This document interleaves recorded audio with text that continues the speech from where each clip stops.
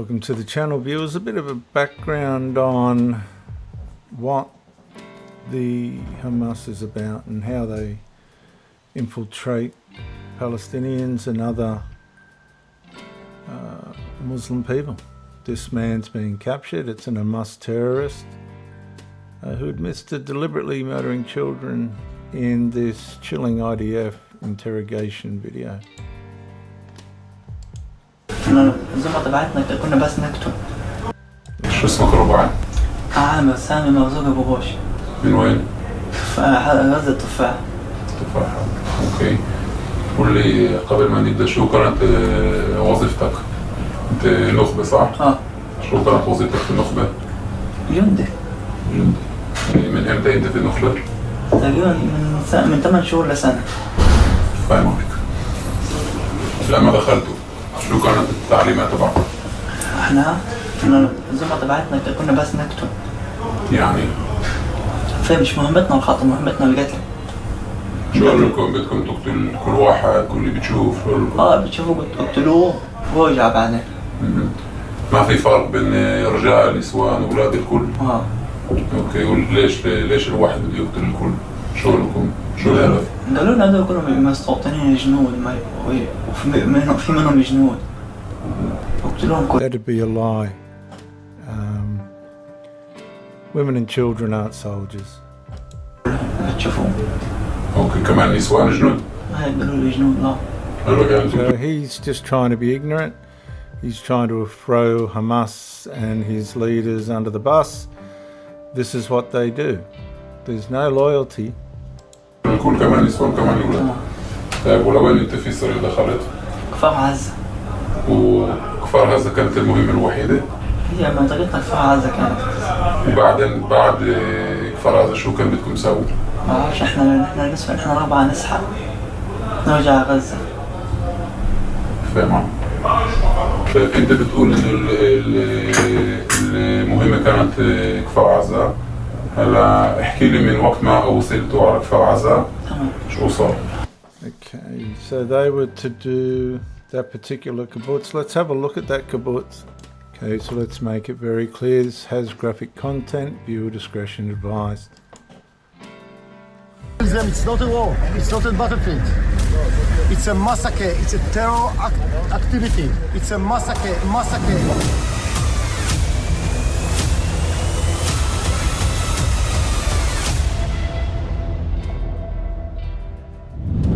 Something that we used to imagine as our grandfather and grandmother in the pogrom in Europe and other places.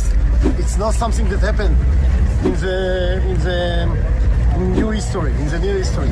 But the warning was scarcely enough for what lay ahead. And today the international media went in here and saw the carnage and destruction that Hamas terrorists left behind in this village. What first responders, defense forces, reporters have seen at Kfar Aza has shocked even the most battle-hardened people. Multiple news agencies have reported that among the dead were 40 children, some decapitated. Something that we used to imagine as our grandfather and grandmother in the pogrom in Europe and other places. It's not something that happened in the new history, in the near history. Israel's security forces are still counting the bodies, going door to door, carefully watching for booby traps, grenades, as the true extent of the carnage comes to light. This is more than 2 days after they took control of Kfar Aza kibbutz, barely a few kilometers from the Gaza Strip, that was attacked by Hamas in the early hours of October 7. Nearly 70 terrorists stormed the kibbutz, leaving behind a trail of blood and destruction. Kfar Aza, once a peaceful kibbutz bordering the Gaza Strip with a peaceful community, is now a graveyard, strewn with bodies, blood, and the scars of a horrific Saturday massacre. Now we'll zoom in on this community here. This is the community of Kfar Aza, a little kibbutz. And as you can see, quite close, a few minutes running distance from the border to Kfar Aza. And today the international media went in here and saw the carnage and destruction that Hamas terrorists left behind in this village. And what did they see? Something out of a scene of an apocalyptic movie or something related to zombies. I can't explain it in other words. Bodies out on the streets, burned houses, cars riddled with bullet holes and looted, all of the houses looted, and the bodies of Israeli civilians, men, women, children, the elderly, on the streets scattered after they were dragged out of their shelters and executed at point blank.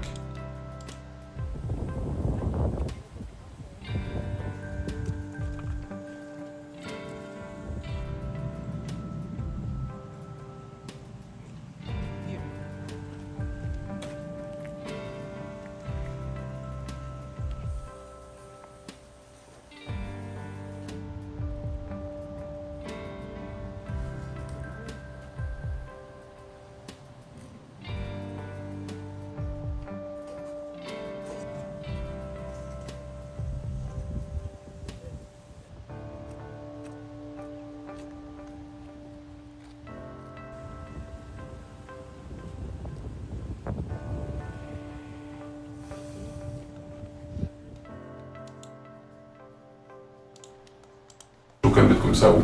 ما بعرفش، احنا نسمع، احنا 4 نسحب نرجع غزة. فاهم. طيب انت بتقول انه المهمة كانت كفر عزة. هلا احكي لي من وقت ما وصلتوا على كفر عزة تمام. شو صار؟ وصلنا كفر عزة، احنا كان في معنا دليل مزون مجموعتنا في مستقي في مطار، واحنا في جيب كنا. وصلنا كفر عزة عند السيارات، نزلنا المعمط هذا محمد نهض البطش فتح الحدود، ايش اسمها، السلك اللي عند الحدود كفر عزة، فتحوا بقنبلة للشباب الباقيين، في كان شباب فتح لهم اياه. وبعدين سبناه ورحنا احنا مرقنا اول بيت يعني مرقنا عليه، فتشنا فيش فيه شيء، في حمزة الزاوية حارق الأوضة اللي برا ولعها. تمام، ولعها اللي هو بعديها طلع زلمة من جنان اللي ورا معاه قرابيش، شاف أبو أحمد وحمزة طخوا عليه قتلوه. هي أول شيء اللي صار. بعدين رحنا على البيت الثاني، طخنا على الشبابيك وكسرنا القزاز، مرقنا عليه، فتشنا البيت ما لقيناش فيه حد. ولعت أنا الأوضة في البيت، أوضة النوم ولعتها. طلعنا على البيت الثالث كان في مرة قتلها حمزة طخة، ما مرقنا جوا البيت. كيف طخة؟ قلت أما وين طخة؟ ما شفتهاش والله، بس طخة كانت واقفة عند الباب، هي على الشباك، وبعدها قدامنا. وقعت؟ وقعت، ما مرقناش جوا البيت. كملنا مرقنا كمان البيت، ما لقيناش فيه حدا. كملنا ساعتها قعدنا البيت تقريبا ساعة ونص، جبنا لابتوب فتحنا أخبار قعدنا فيه من ساعة لساعة ونص. ساعتها يجوا 3 علينا، 3 مستوطنين، شفناهم. لو صار شافونا وشفناهم، لو صار اشتباك. He's lying. They wouldn't have sat there for an hour and a half. It was a frenzy. صرنا نطخ على بعض اشتباك. أنا طخت واحد، شفت له لابس طاسة ولون بعرفش مش مبين إلا من فوق، كان طخته ووقع وصار اشتباك. وأبو أحمد وحمزة رموا قنابل عليه. So what he's trying to do is leave out the murders of civilians. He's trying to make out that he only fought soldiers. التانيين باليدوية؟ صار اشتباك. بعد شوية شردنا احنا، بعد ما رموا القنابل شردنا، وقف الاشتباك. تمام، وقف الاشتباك وطلعنا من الباب الثاني، مش من الباب نفسه، الباب الثاني اللي ورا. طلعنا بعد رحنا على حراش، على منطقة الحراش تحت الشجر تخبينا. That's a lie. He's lying. تخبينا من ساعة ونص 2 لنا تحت اللداك. بعدين مرقنا في بيت جنبينا كان من الشباك، مرقنا فيه ومرقنا فتشنا البيت، سمعنا صوت ولاد صغار في قلب الملجأ. طخنا على الملجأ. بإيش تاخذوا الملجأ؟ أول شيء ما طخناش على الملجأ، مرقنا وفي الشيشة قعدنا قعدنا في الأوضة وكنا طمع وشربنا مية. قعدنا بعدين وقفنا نسمع صوت صغار. شو الصوت سمعته؟ صوتنا تمتمة صغار ومش عارف شو دخلنا في البيت احنا. تقدر سامعني عشان افهم؟ عياط ولد صغير زي هيك. كأنه ايش؟ سوي انت؟ ولد بعيط. اوكي. طخيت انا وطخ احمد ابو كمال، طخينا على الباب. لحد ما؟ وبعدين بطلنا نسمع صوت. طخيتوا لحد ما بطلتوا تسمعوا صوت؟ ما سمعنا الصوت ساعتها. بعدين جا الجيش علينا، اشتبكنا مع الجيش. So they killed the children. يعني بطلتوا تسمعوا الصوت معناته ايش؟ شو صار؟ ماتوا. بعدين اجى الجيش واشتبكنا معه.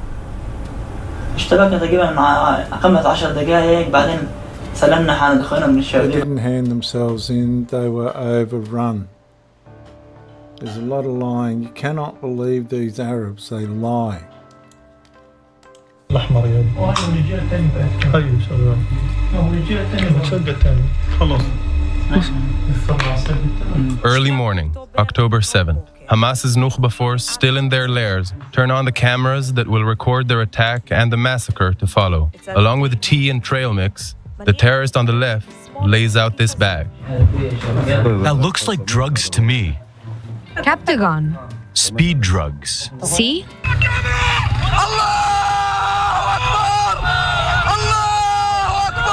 See, it was a frenzy. It wasn't like that man, that terrorist was making out that was being interviewed. It was a frenzy. This is the symbol of the Muslim Brotherhood. Allah Wahid, one God. Islamist text. Now the terrorists face the Israeli obstacle. 4 layers of fences, barbed wire, the old fence, earth mounds, and the $3 billion smart fence. After the second blast, they make their way through the old fence and proceed to the smart fence. The terrorists have now invaded Israel.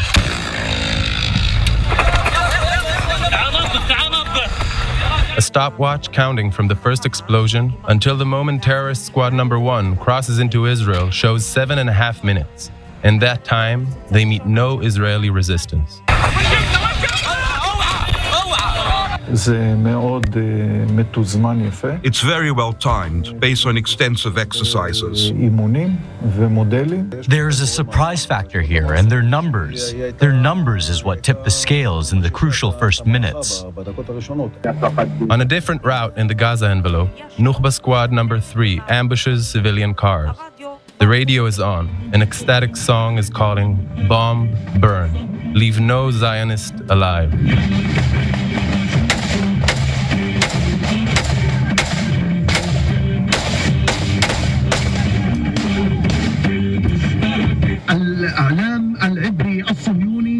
It seems you're even more upset when you see the terrorists. Because I see the vacuum. I say this with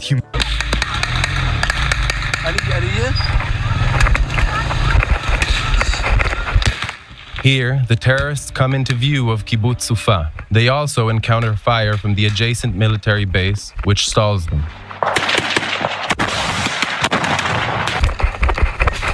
Having crossed the orchard, they are within reach of the army stronghold.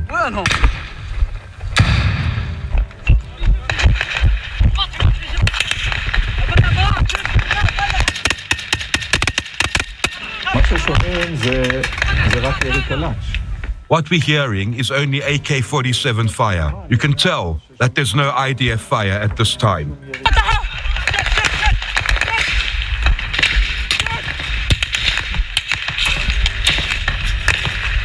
The outer fence of the base is breached.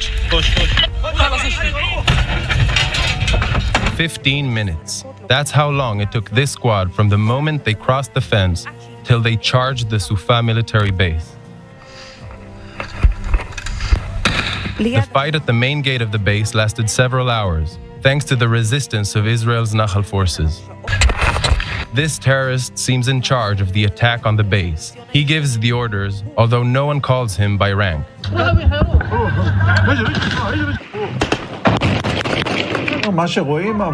You see a commander sending his men forward.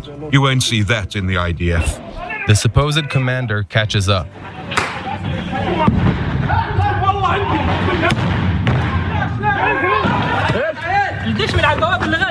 The terrorists enter the barracks. There's almost no one there. Most soldiers in the base are fighting in the mess hall. Many of them are wounded, some seriously.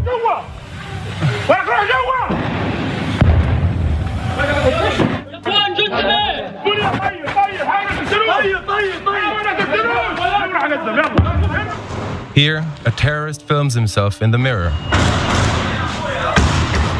Fussing around documentation and the apparent orders from commanders inside Gaza for propaganda footage keep stirring quarrels.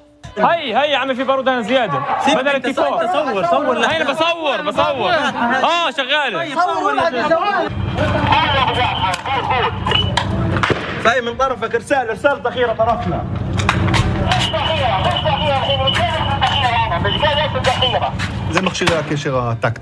This is the Hamas's military radio. Simple walkie-talkies with few miles range.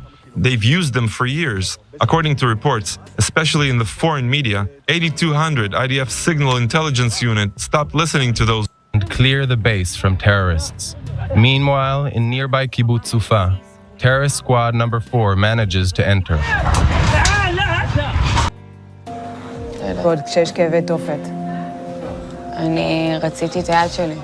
דרך אגב, שבוע אחרי ראיתי את אמא שלי במסיבת עיתונאים. כאילו, היה טלוויזיה בבית, וזה שידורים שחוזרים על עצמם כל הזמן באל-ג'זירה. והמחבל אמר לי, כאילו, בואי תראי, בשביל להכאיב לי. בואי תראי את אמא שלך כדי להכאיב לי, כאילו. לא בשביל בואי תראי איך היא מדברת בכתבה. כל מה שאני מבקשת ממנהיגי העולם זה להחזיר את התינוקת שלי הביתה.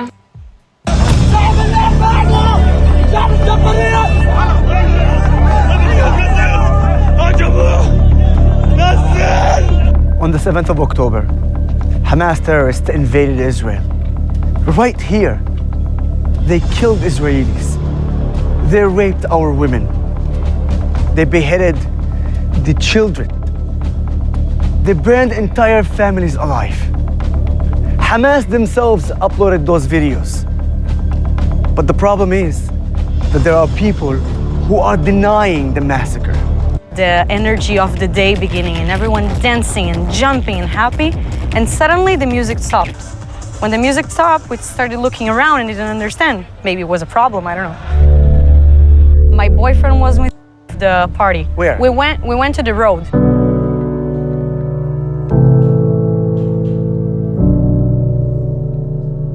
There were no cars, no noise, no one around, and we were like, started running there. He told us to go the other way. Okay, let's run to this way. And in the middle of the way, somehow, someone from the party stopped and saw us. We said, no, please, we need a ride. So this is the point where you actually stop the car, right? Yeah, around here. So we didn't know exactly where we were going to stop.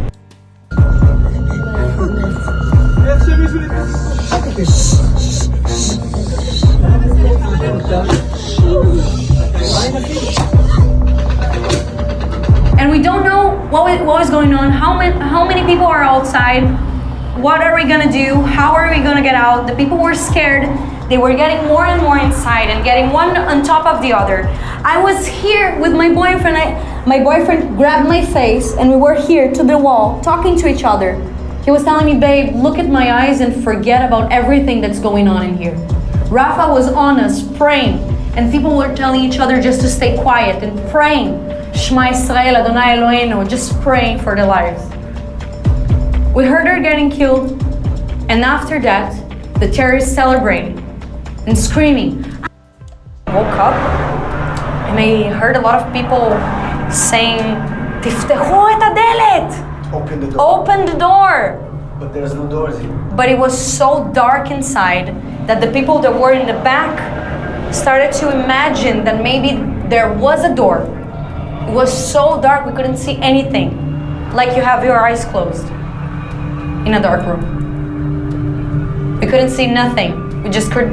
We just heard them laughing at us and screaming and celebrating.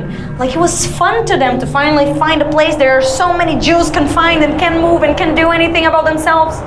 They were so glad and proud of what they were doing. And I was panicked, and people were screaming and crying and hurt and bleeding. They were best friends that watched each other literally die and bleed in front of their eyes, one next to each other. Everyone came inside of here in groups. 3 friends, brother and sister, boyfriend and girlfriend, and everyone got separated from the people that they most loved. There was Ragi. אני רוצה רק להוציא אותך ממנה. Please just calm down. I just want to take her off her. Please. And she wouldn't listen. That panicked you. So where was he? He was at the entrance, right there. I couldn't see him. I was on the floor, and it was very dark. And Rafa, he wasn't next to me. He went over the bodies because he couldn't breathe anymore. Kind of gave up at some. And then I wouldn't see anything, and I would scream to Rafa, "Rafa, are you still alive?" And he would say yes, or moan, or do something. And then I would say, "Hanani, amor," it's babe or love. "Where are you? Are you there?" No answer. No answer. And I would go back to my own thoughts. I looked at people's phones. There were a lot of phones thrown inside of the shelter, and I would see mom, dad, babe, honey, brother, like the names of the people calling. And I would think to myself, these parents are calling this person that is so exploded that I can't even tell them how he looked. And I took my first step. On them? On the bodies. I tried not to. You can't. And I don't know if you believe in God or don't, or maybe I was just hallucinating. But then I heard a voice, a male voice in my ear. And that's not possible because I couldn't hear. And I heard a very clear voice telling me, "Do not step on people's heads," in Hebrew. I was getting outside, and I started to look for Hanani because I didn't know where he was. And I would try to analyze the bodies, and no, he's too fat, or he's too tall, or he has a tattoo that he doesn't have, or this doesn't quite much look at him. And I got to Daniel, and then I got here with him. When I got here, I saw Rafa. Rafa was sitting pretty much here, just dropped to the floor, just like this. And I screamed at him. I said, "I think Hanani died. I think he's dead. He's dead. Hanani died." Trying to understand what that meant, to convince myself, yes. I was saying, "Hanani died, Hanani died," and he was like,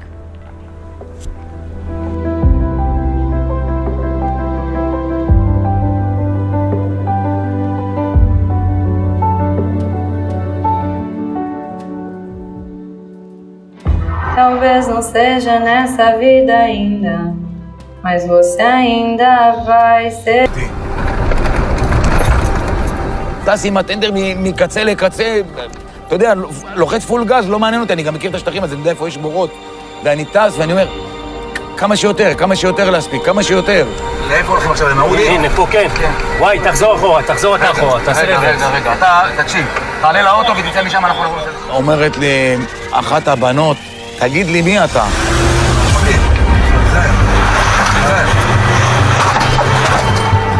אמרתי לה, אני סתם מושבניק שבאתי לחלץ אתכם.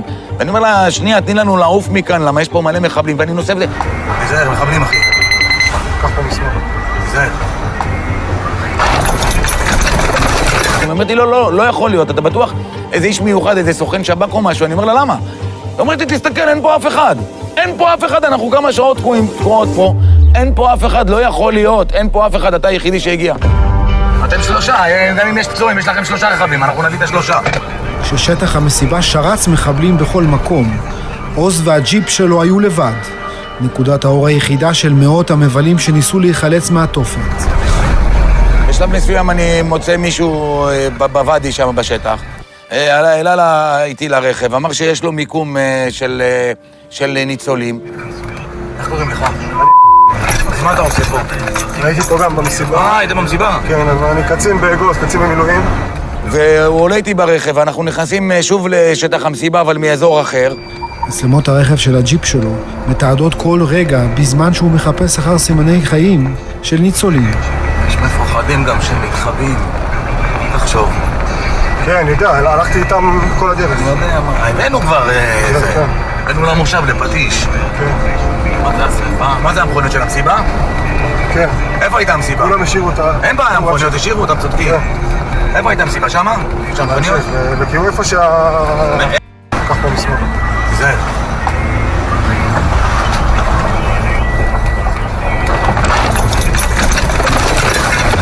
ימינה. תשמע, זה קשה, זה מלחיץ, זה מפחיד. יש לי אישה ו4 בנות, סגורות בממ"ד כולם, דואגות, ואתה לא יודע, אתה יודע שיש מחבלים גם באזור. פשוט ריססו בכל מקום שרק היה אפשר, זה פשוט לא נתפס הרוע הזה. וחוזר חזרה, ככה נגלה אחרי נגלה, הובלה אחרי הובלה. הוא נסע הלוך וחזור, שוב ושוב, מאזור המסיבה שברעים, למושבים מסלול ופטיש, כל פעם בדרך שונה. הוא הצליח להציל לבדו לא פחות מ120 מבלים ומבלות. את השמות של מי שהציל, הוא וחברו ריכזו בכתב יד, רשימות עוז של מי שנשארו בחיים. לא צריך לבכות.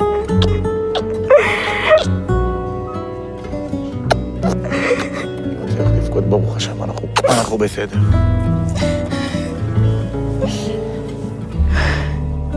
הילדים שהיו במסיבה, אלוהים ישמור, מסכנים. אני לא יכול לדבר הרבה, אני בדיוק מחלץ פה מהמסיבה, מהבלגן. טוב, בסדר. יאללה, נדבר, ביי. טוב. אני שמחה שלא... שלא יהיה לך ספק, אני חושב שכלים יורים לכל כיוון. אתה שם את הכל בצד, את הפחד, את המשפחה, את הכל אתה שם בצד, ונכנס פנימה להוציא אותם. אין פה אף אחד, לא היה פה אף אחד, לא יכול להיות. לא היה אף אחד שם.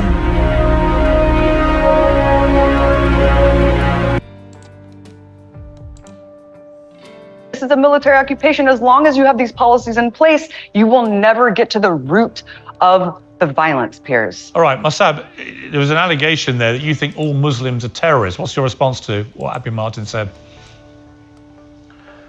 Well, you know, this is Abi's desperate attempt to discredit me. I am a man of the field. I fought against Hamas as part of intelligence, legitimate intelligence organization, against savage group that were targeting civilians in suicide bombing attacks, waves of suicide bombing attacks that they killed people indiscriminately. So Abi today want me for some reason to apologize for saving human life because my truth challenges her convenient truth. Abby does not have the authority. She's just a self-appointed low-grade journalist. How can you be a journalist and you call this a genocide, ethnic cleansing? And she just keep repeating ethnic cleansing, genocide, colonialism, etc. None of it is real, including Palestine. It's only in your head. None of it is existential. Palestine was never born. How can you free it? It was never there. It's just a colonial entity, and some people choose to make it into a national identity. And this parrot has been just repeating Hamas propaganda. Marwan Barghouti that she's talking about him, she never met him. I knew Marwan before he got to power. He's a criminal. He killed 5 people. He has blood on his hands. He cheated on his wife. He has a secret son that he never revealed it to the public. Of course, I can criticize him, and I can criticize all the criminals that I know personally. She's been there only for a visit, and maybe she had some falafel sandwich, you know, and she really was blown away of the Palestinian experience. There is no such a thing as Palestine. It's about time to retire, find a different job. You're not a journalist. You don't qualify even to be a mother. Wow. Are you allowed to resist the Israelis? And it's a question to both you and Mossad. So is there any legitimate form of resistance that the Palestinians could do where the Israelis wouldn't kill them and we could say, oh yeah, there you go. Let's fight for a state that way. Let me guess put is that. no. They Well, call everything terrorism. Okay, let me ask Mossad that very question, because that's been put to me by a lot of Palestinians, a lot of pro-Palestinian voices as well, which is, it depends how you frame what Hamas and Hezbollah have been doing for the last 2 or 3 decades. You know, to many people where they come from, they are a form of resistance. To many people outside of the region, they're terrorists. You know, I think you and I share our view about what we think they are, but clearly a lot of people in the Palestinian world believe that Hamas and Hezbollah are not terrorists, but are essentially a form of freedom fighter. What do you say to that? Listen, killing, looting, raping, kidnapping are not forms of resistance. You know, Gandhi led resistance in India against the British. It was a peaceful resistance. It bare fruit eventually. But what so-called Palestinians and the Palestinian revolution, it's a revolution without a compass. It's going to nowhere, and nothing can satisfy their ambition. And it has never been a fight over land. It's a religious fight that started some 1400 years ago. It's motivated by great hatred against the Jewish people. They don't want to accept the Jewish people to exist in that land, and the entire world is in denial in this fact. We say that this is the root cause problem, that the Muslims don't want the Jewish people to return to their homeland. The Jewish people are the indigenous of that land, with overwhelming evidence, as I told you in the past. The Muslims don't have any evidence that support actually their connection to that land. They are invaders, and the Palestinians invaded the land. They are not an ethnic group. Then now they have been trying so hard to delegitimize the Jewish people. And what I say to the Palestinians, first of all, you need to prove your legitimacy before you try to delegitimize the indigenous people of the land.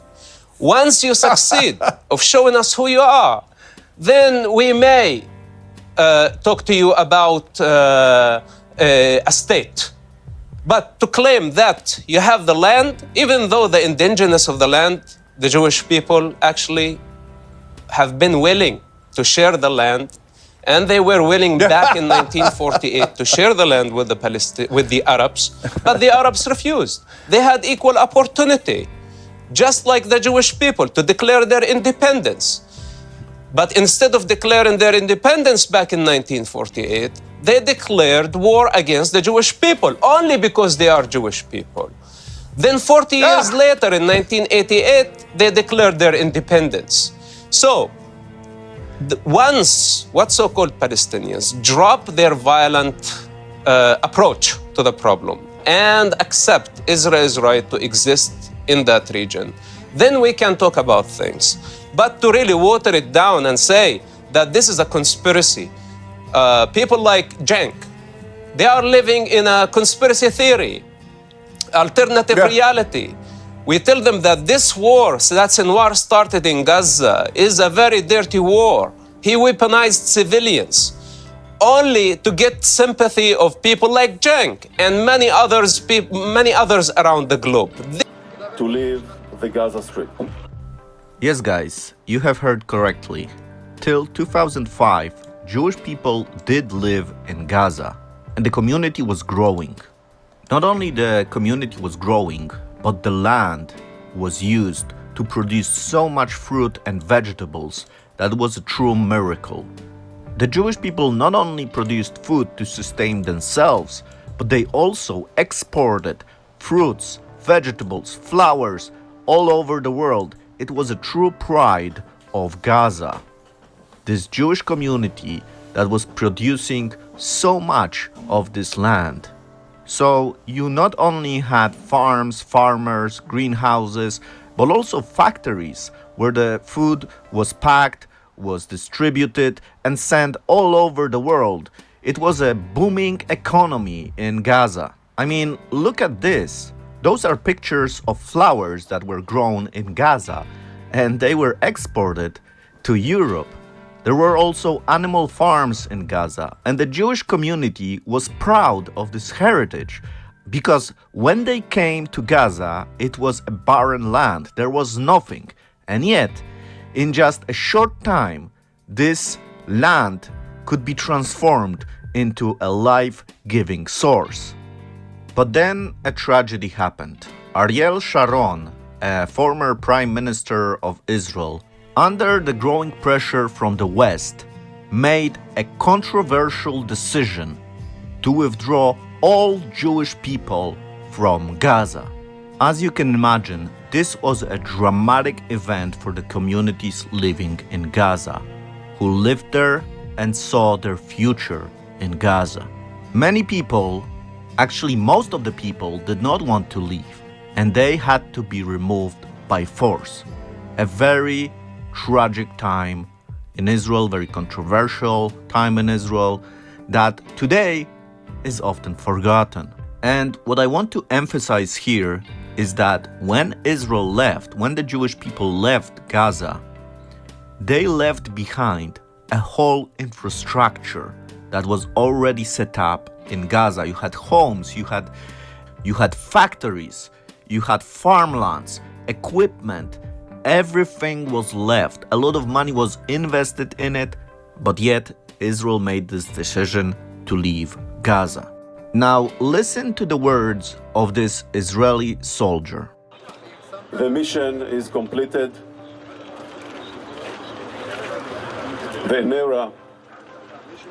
An era has ended.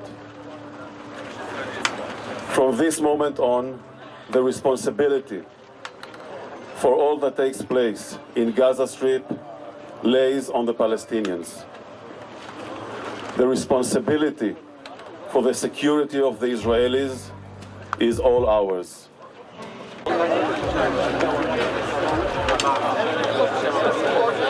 These were almost prophetic words because in 2006 the elections were organized in Gaza, where the people of Gaza have chosen that an organization called Hamas should rule them. Hamas not only won the elections, but started to eliminate its biggest rival, political rival, the Fatah party. Now, just to give you a perspective, from 2007 to 2010, the international community gave $7.7 billion for Gaza. Then in 2014, during the Cairo conference, another $5.4 billion were pledged to develop Gaza. Then again, from 2014 to 2020, Gaza received from the international community $4.5 billion. And there are many other organizations and nations that are giving support to Gaza. But if we just take those numbers, we come up to a staggering number of $17.6 billion. Now, this is almost the amount of the GDP of Iceland and more than the GDP of Jamaica. And those are whole countries. Remember, Gaza is a very small territory. Now, despite all this money that went to Gaza, Gaza still looks like a slum. And this may surprise you. But why is that? Why Gaza still looks like a slum after pumping in so much money to this very, very small territory? Well, first of all, because Hamas is extremely corrupt. So they're not just an evil organization, but they are also extremely corrupt. I mean, look at those figures. Those are the leaders of Hamas, and they are worth billions of dollars. They are living in Qatar, living a very nice life, enjoying the good food, enjoying the villas, everything. All the money that the world sends to Hamas, to Gaza, ends up in their pockets. But there's also another reason that I must mention here. Remember when I told you that when the Jewish people left Gaza, they left behind a whole infrastructure that was left there and was ready to use. Many farmlands, many factories, greenhouses, everything was left in the place where the Jewish people lived. But do you know what the Palestinians did? They came and they saw how the Jewish people lived, and instead of using it, out of envy, they started destroying everything. They started burning greenhouses, destroying farmlands, killing the animals even. Everything was destroyed out of this hate towards the Jewish people. And I will come back to this point because it's very important to understand this also from the biblical perspective. But I want to mention one more thing. Hamas not only did not use the money that was given to them by the international community, but also destroyed what was built by the international community to improve the lives of regular Palestinians. So what they did in Gaza is actually astonishing. They started digging up the pipes that were used for sewage and water supply in Gaza and using those pipes to turn them into missiles that would later be used against Israel. This is the way that the money that the international community sends is used. They just destroy everything. They are not interested in helping themselves. All they are concentrated on is destroying Israel. They would rather destroy Israel than live a good life. So now let's go back in time to the events of the Bible. And the territory that today we understand as Gaza used to be settled by the people called Philistines. Now, if you're interested in the origins of the Philistines, I have an episode on this topic. I will leave a link to this video in the description of this video. I just want to mention one thing, that the ancient Philistines have nothing to do with the modern Palestinians. There are, however, things that the modern Palestinians and the ancient Philistines have in common. One thing is that they live on the same territory, so the Philistines used to live where the Palestinians of Gaza live today. And the second thing that they have in common is that what we learn in the Bible, and that's a behavior, a certain type of behavior that we see towards the Jewish people. Now, in the 26th chapter of the first book of Moses, we read a very interesting story of Isaac. We read that Isaac, because of the famine, goes to Gerar to live in the land of the king of the Philistines. Now, we also learn that when Isaac goes to live there, God is blessing him tremendously, giving him all the blessings so that he is very prosperous. His flock is great, and everything he touches is basically a blessing. Now, we also get a very interesting detail in this story when Isaac is living in Gerar. We read that the Philistines have stopped the wells that were dug by his father Abraham, and they covered them with dirt. Now, why would they do that? This is very illogical. The wells are a great blessing, a source of water that is very important in the Middle East. The answer to those questions can be found in the previous verses, where we read that God has blessed him and he became very, very rich, and he continued to grow and become very wealthy. And he had many flocks, many herds. He had everything he could wish for. And then, in verse 14, we read that the Philistines envied him. Envy was the reason why the Philistines destroyed the wells of Abraham. And what happens next is interesting. Isaac starts digging the wells again, the wells that his father Abraham dug before him. And when he does that, the Philistines come and say to him, "This is our water, go away." And we must remember that they are the ones that destroyed the wells earlier. And now, again, envy is preventing them from receiving this blessing. So Isaac leaves and finds another well that he restores. But the situation repeats. The Philistines come and say to him, "Get out of here." So Isaac once again leaves this territory and finds another place. This time, when he restores the well, he's not bothered by anybody. Today, if we would go back to the place where the Jewish people lived, where there was a tremendous blessing to the region, you would not find anything. Everything would be destroyed. Why? Because of the sin, envy. Nothing has changed. Envy can blind us and prevent us from receiving a huge blessing. When Hamas attacked all those kibbutzim next to the Gaza Strip, all they left behind was destruction and death. They did not leave any life. They were destroying. As the Philistines were destroying the waters giving life, now the Palestinians were destroying lives by killing them. Thank you so much for listening to today's episode. I just finished reading the New York Times article about Amit Susana, who was held hostage in captivity by Hamas, in which he tells very bravely how she was sexually abused and physically attacked, so raped and beaten up by Hamas. There are 134 hostages that are still being held in captivity by Hamas. They have to be freed, and Hamas just rejected yet another ceasefire offer. I am done with people not believing the hostages and the survivors. I'm done with it. It's not just anti-Semitic by now. It's simply inhumane. Israel has to do whatever it can to make sure that Hamas is defeated and that this doesn't happen again. This cannot happen again. So we all should read this article and applaud Amit and her brave account. And they have to be released. Bring them home. Let them go.